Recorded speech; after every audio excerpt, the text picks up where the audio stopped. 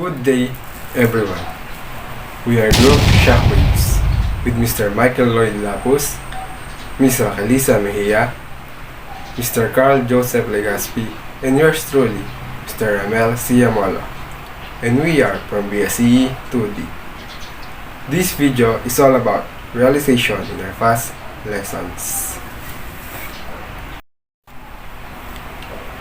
Okay, first, let me discuss the ecosystem. And what is ecosystem? Ecosystem means a biological community of organisms that interact with one another and their physical surroundings. Ang ecosystem ay isang komunidad na may pag-ugnayan sa kapaligiran. Halimbawa, tayong mga tao, paano natin dapat alagaan ang ating kapaligiran? Paano natin itrato ng maayos ang halaman, puno, at kung ano pang mga living things dito sa ating mundo.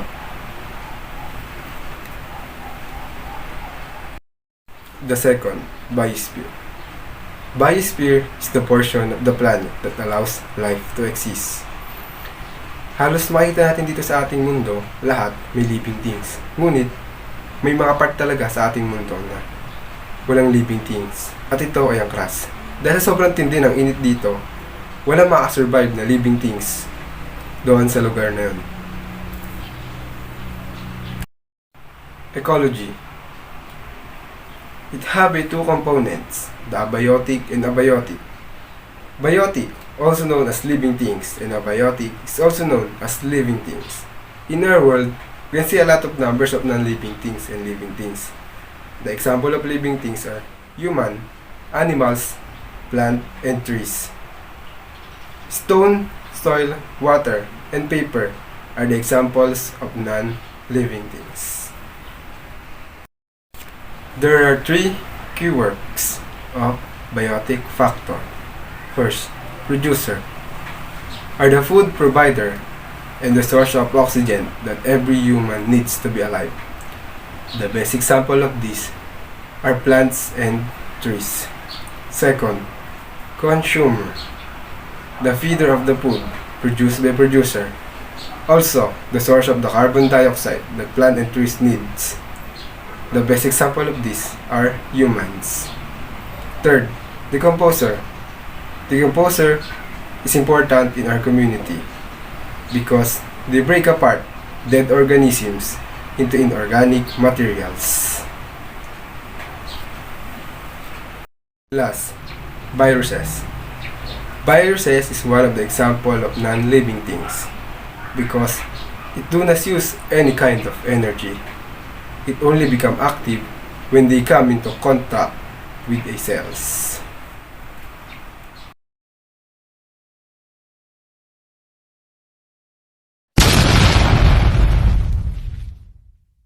Hi, I am RAQUELIZA MEJIA from ShockWaves Group. I am here to discuss the level of organization in ecology.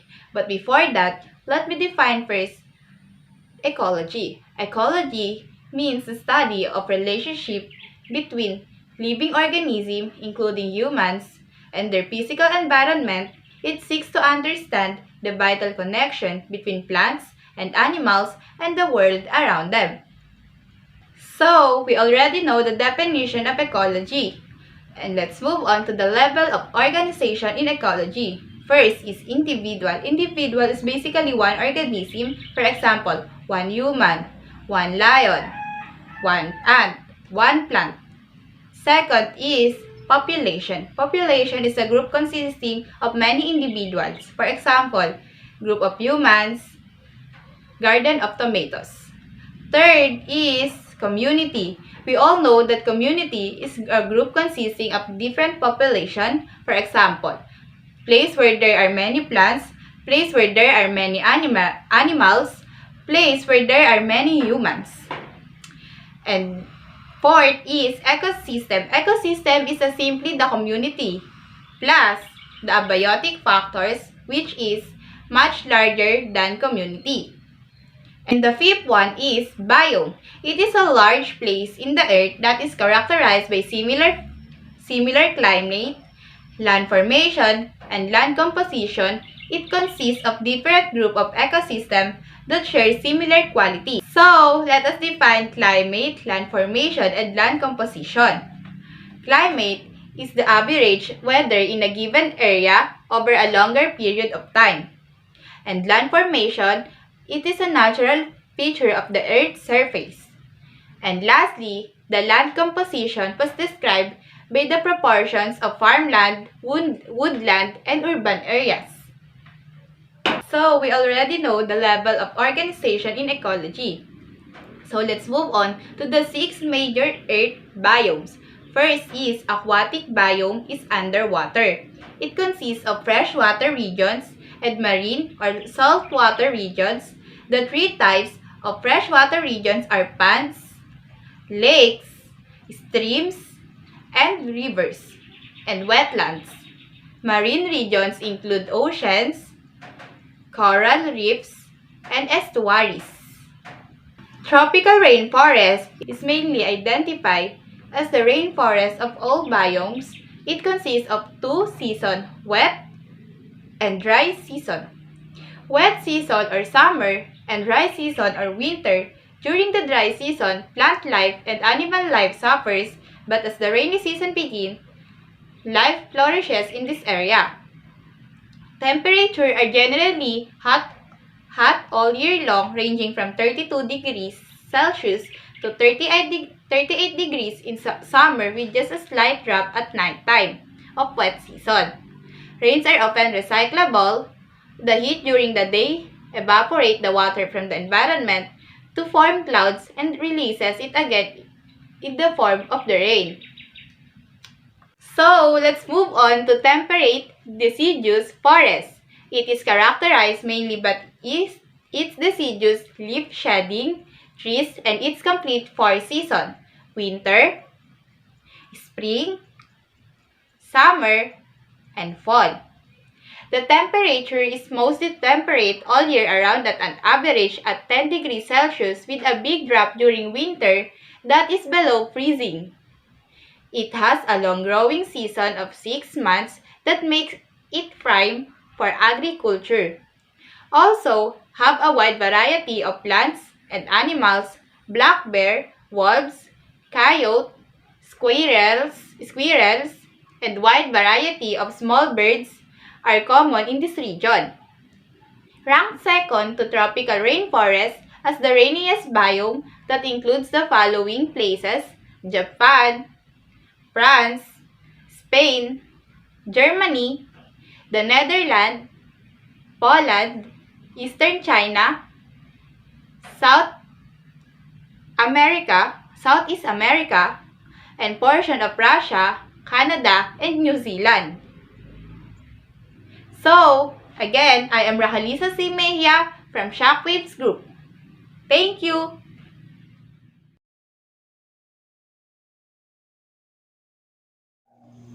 Good day, everyone. I am LLOYD LAPUZ from BSEE 2D, and I'll continue the discussion. Let's start. Coniferous boreal forest taiga is the largest of all the land volume. It has typically short, wet, and cool summer, and long, cold winter where spring and fall are short to notice. The temperature of this forest range from 18 degrees Celsius to 22 degrees Celsius in the summer, and it has dropped as low as negative 25 degrees Celsius in the winter season. Climate change put taiga in danger in different way, since this water has no place to drain. Animals like Siberian tiger are the one that can take in this cold place because of its thick skin. The majority of the trees in the taiga forest have leaves that remain green for a few years and never drop. In place of Russia, Canada, Finland, Sweden, Norway, the southern part of Chile, and the portion of New Zealand will seem in the coniferous boreal forest taiga.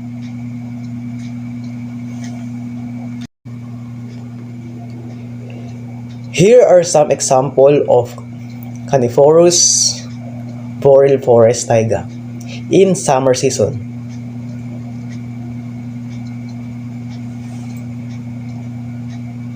And in winter season.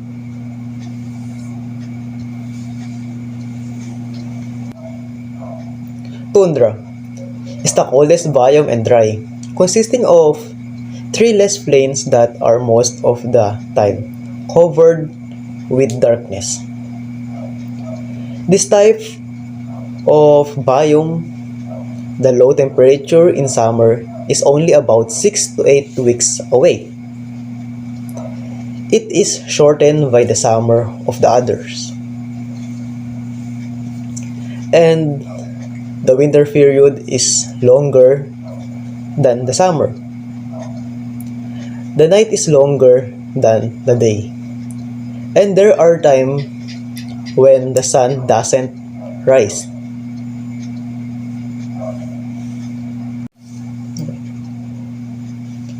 The temperature in tundra never gets hotter in summer.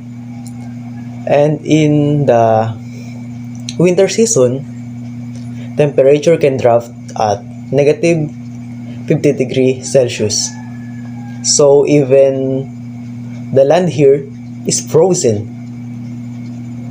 Tundra is found in Alaska, northern Canada, and the northern Russia part of Peru. Global warming is served threat to the tundra because it caused permafrost to melt.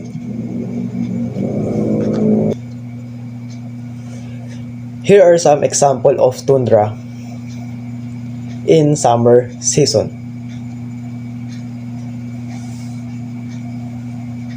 And in winter season. Desert. The mainly characterized with no rainfall at all within a year and are hardly any standing water. Thus, it is the driest of all volume and usually very hot. In the daylight in desert, the temperature is hotter than 45 degrees Celsius and become colder than 1 degree Celsius at night. As we know, the animal can survive in the desert are camel, scorpion, spider, and etc. Some animals survive in desert by living underground during the heat of the day, and others store water in their bodies.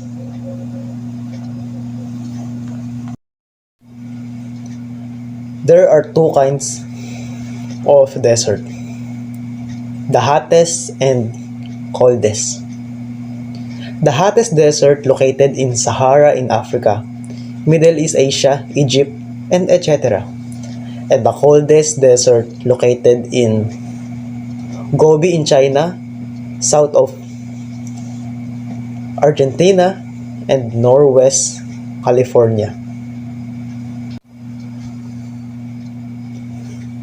Here are some examples of cold desert.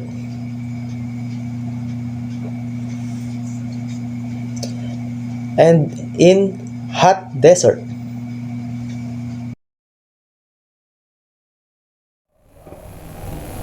Dito naman tayo sa grasslands. Grasslands are made up of grasses with a very few sparingly placed individual trees.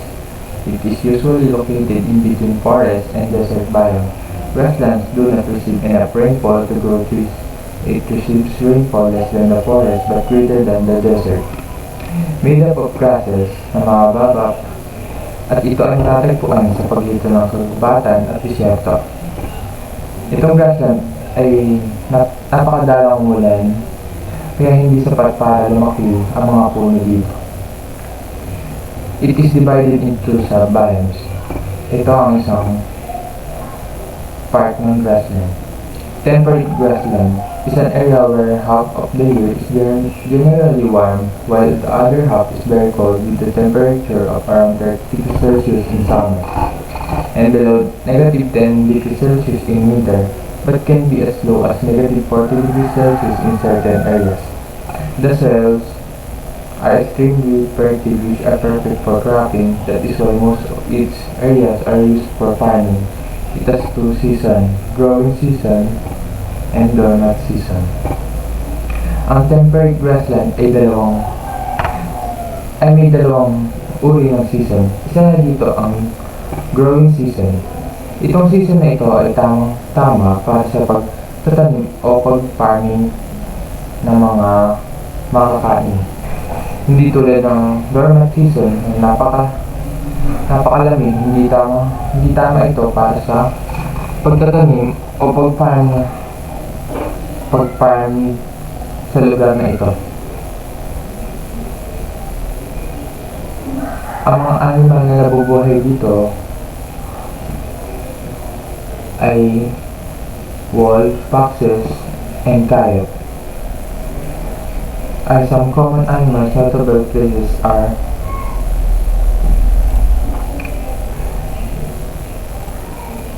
in America, these are called prairies. In that extend to southwest border of Canada. In Russia, these are called steppes.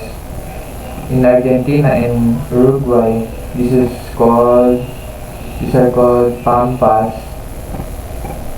In South Africa, these are called belts, and in New Zealand, these are called plains. And this example of pictures in temperate grassland. And second, tropical grassland or savanna experiences two seasons of very wet and very dry with temperature that is generally warm all year long, averaging 18 degrees Celsius wet season and 30 degrees Celsius dry season. Grasses here are taller than the temperate grasslands, for the rainfall is a bit greater.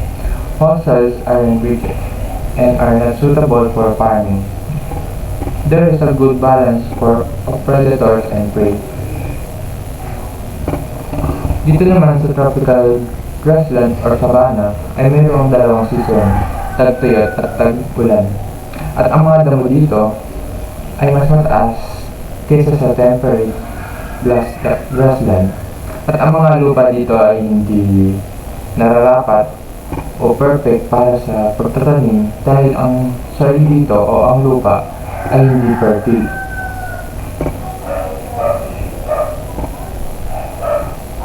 And some common animals which do not all occur in the same savanna are lions, tiger, leopard, cheetah, hyena, elephant, zebra, gazelle, giraffe, and buffalo.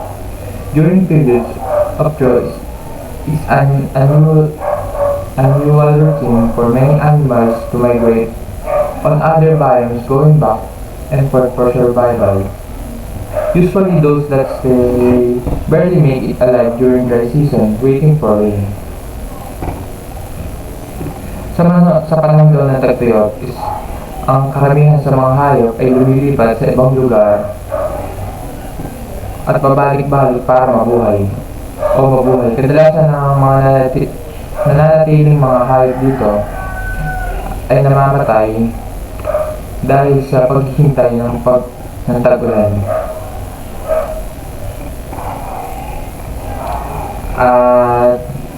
Fires are also common in use and very less damage. At matatagpuan ang tropical grassland nito sa notable Africa, Argentina, Madagascar, India, Brazil, and Australia. Almost half of Africa are savanna. And these are example of tropical grassland. Ito po yung picture. And next, chaparral. Chaparral is a temperate region having a characteristic of both forest and grassland. Have a rainfall but receives more than desert biome. Wildfires and drought are usually common during the very dry summer months. Has two seasons of mild temperature at around 3 degrees Celsius in winter and generally from 29 degrees Celsius to 35 degrees Celsius summer. Majority of animals are nocturnal. Places include Mediterranean, Greece, Italy, Spain, etc. Some parts of Australia, Africa, South Africa, Chile, and California. And these are the picture of chaparral.